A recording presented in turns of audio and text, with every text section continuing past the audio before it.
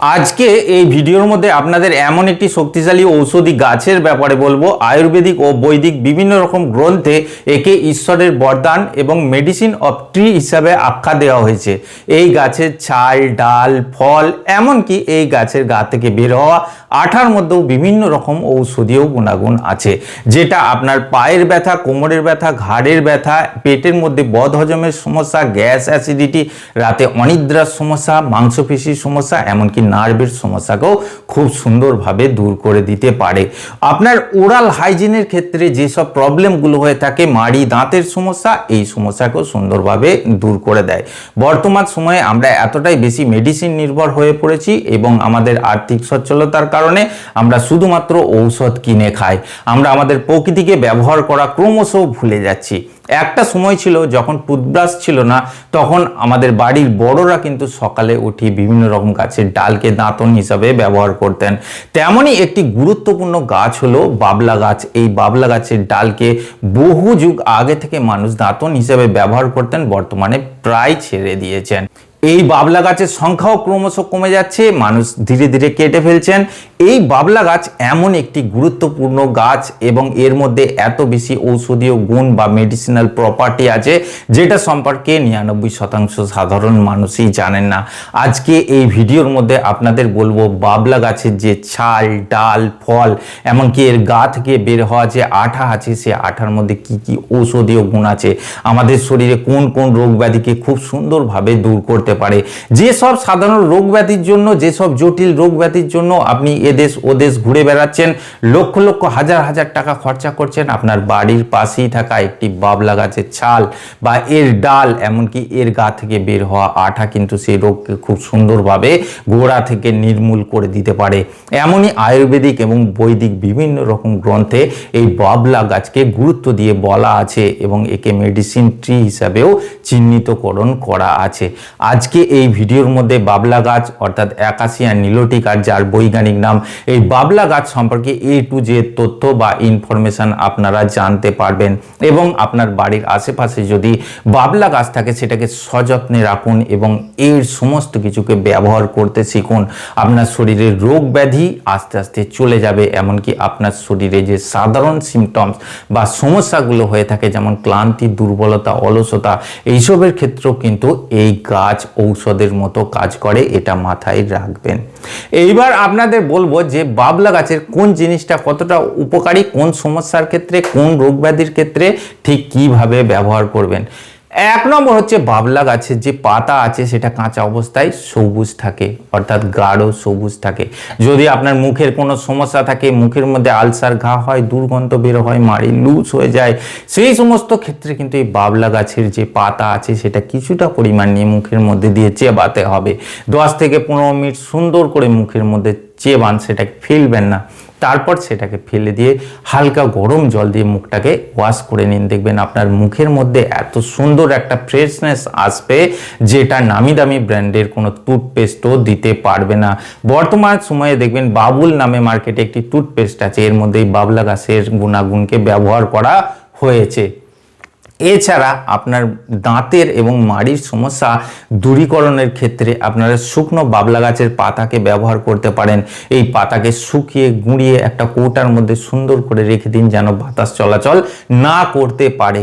এরপর সেটার সঙ্গে কিছুটা পরিমাণ হলুদের পাউডার, কিছুটা সরিষার তেল, কিছুটা লবণ, এইভাবে মিশিয়ে আপনি সকালের দিকে একবার করে আঙুলের সাহায্যে বা সফট ব্রাশের সাহায্যে মাজতে পারেন। এতে দেখবেন আপনার দাঁতের মধ্যে একটা আলাদাই ক্ষমতা আসবে, দাঁত মজবুত হয়ে যাবে, মাড়ি মজবুত হয়ে যাবে। কারণ বাবলা গাছের পাতার মধ্যে অ্যাস্ট্রিনজেন্ট প্রপার্টি থাকে, অ্যান্টিব্যাকটেরিয়াল এবং অ্যান্টি ইনফ্লেমেটরি প্রপার্টি থাকে। যাদের দাঁতের মধ্যে ব্যথা যন্ত্রণার সমস্যা থাকে, তারা এটাকে হালকা ফিটকারি পাউডারের সঙ্গে মিশিয়ে ব্যবহার করতে পারেন, আঙুলে করে মাজতে পারেন। দেখবেন আপনার দাঁতের ব্যথা যন্ত্রণার সমস্যা বা পোকা ধরা দাঁতের ব্যথা খুব সুন্দরভাবে কিন্তু চলে যাবে। এরপর আসি যে এই বাবলা গাছের যে ডাল আছে, যেটাকে বহু প্রাচীন কাল থেকে মানুষ দাঁতন হিসাবে ব্যবহার করে আসছেন। এই বাবলা গাছের ডালের মধ্যে এমন কিছু কম্পাউন্ড থাকে যেগুলো আপনার দাঁত মাড়িকে সুন্দরভাবে মজবুত করে যায়, মাড়িকে টাইটেনিংয়ের কাজ করে, আপনার দাঁতের মধ্যে যে ব্যাকটেরিয়া থাকে সেগুলোকে সম্পূর্ণভাবে ধ্বংস করে দেয়। বাবলা গাছের কাঁটা কিন্তু খুব ধারালো, যখন কাটতে যাবেন তখন কিন্তু এই কাঁটাকে নিজে থেকে বাঁচাতে হবে, নাহলে কোনো জায়গায় ফুটে গেলে সে জায়গায় কিন্তু ঘা হওয়ার সম্ভাবনা থাকে। এই গাছের ডালকে আপনি ডাইরেক্ট দাঁতন হিসাবে মাজতে পারেন সপ্তাহে 2 থেকে 3 বার, বা যদি আপনার শক্ত লাগে রাত্রে ভিজিয়ে দিয়ে সকালে সেটাকে মাজতে পারেন। এতে ডালটা কিছুটা নরম হয়ে যাবে, তারপর দাঁতন হিসাবে মাজুন, দেখবেন আপনার মুখের মধ্যে একটা আলাদাই ফ্রেশনেস আসবে, মুখের দুর্গন্ধ চলে যাবে, ব্যাড ব্রিথের সমস্যা আর আসবে না। আপনার মাড়ির গোড়ায় গোড়ায় যদি রক্তপাতের সমস্যা থাকে সেটাও সুন্দরভাবে দূর হয়ে যাবে। এই বাবলা গাছের পাতার গোড়াকে আপনি সযত্নে রেখে দিয়ে অন্য কোনো টুথপেস্টের সঙ্গেও ব্যবহার করতে পারেন। যাদের পাইরিয়া বা রক্তপাতের সমস্যা আছে সেই সমস্যা কিন্তু খুব সুন্দরভাবে দূর হয়ে যায়।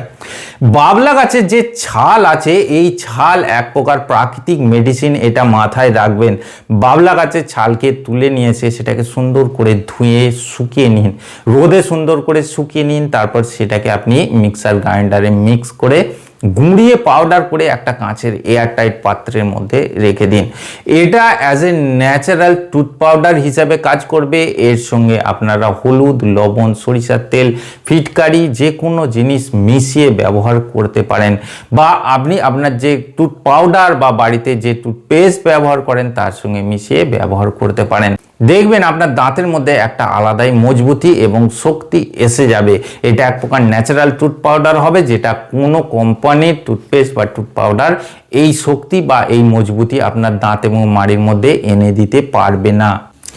এইবার আসি বাবলা গাছের যে ফল আছে, এই ফল কিন্তু ক্যালসিয়ামের ভান্ডার, বিভিন্ন রকম এসেনশিয়াল মিনারেল থাকে, calcium, magnesium, potassium, phosphorus, zinc, iron, এই ধরনের যে মিনারেলগুলো আছে সেগুলো কিন্তু এই বাবলা গাছের ফলের মধ্যে থাকে।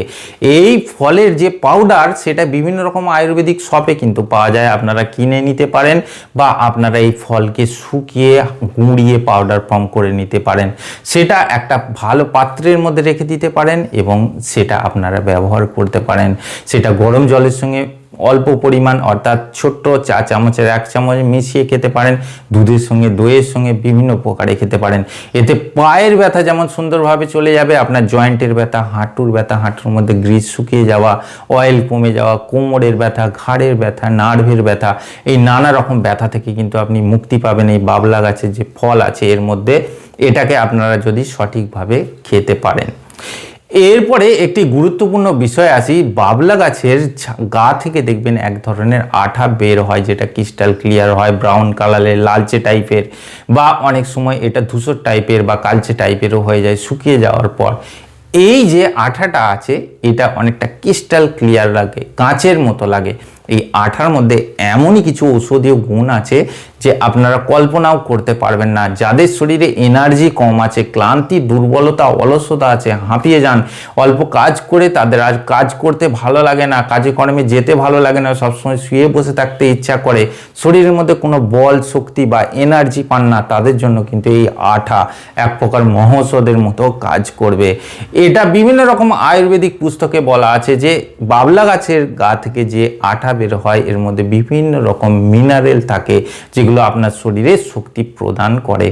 এটাকে কিন্তু আপনাকে সুন্দরভাবে সংগ্রহ করতে হবে, পরিষ্কার করে ধুয়ে নিতে হবে এবং এটাকে রাত্রে কিছুটা ভিজিয়ে রাখুন এবং সকালে ওটা তুলে নিয়ে গরম দুধের মধ্যে দিয়ে হালকা ওটাকে বয়েল করুন এবং তারপর সেটা পান করতে পারেন।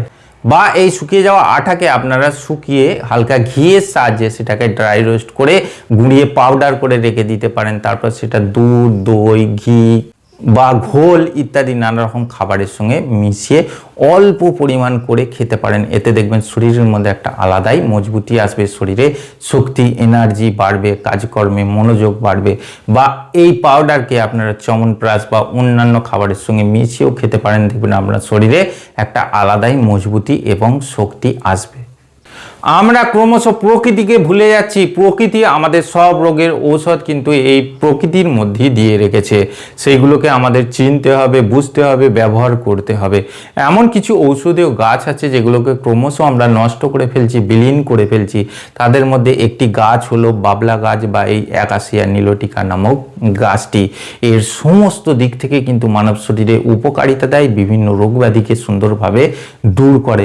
আজকে এই ভিডিওর মধ্যে এর ফল, ডাল, ছাল দাঁতন হিসেবে ব্যবহার করার পদ্ধতি, এর পাতার ব্যবহার, এমনকি এর আঠা বা গোঁদ যেটা আছে সেটার ব্যবহার সম্পর্কেও আপনাদের বলার চেষ্টা করলাম।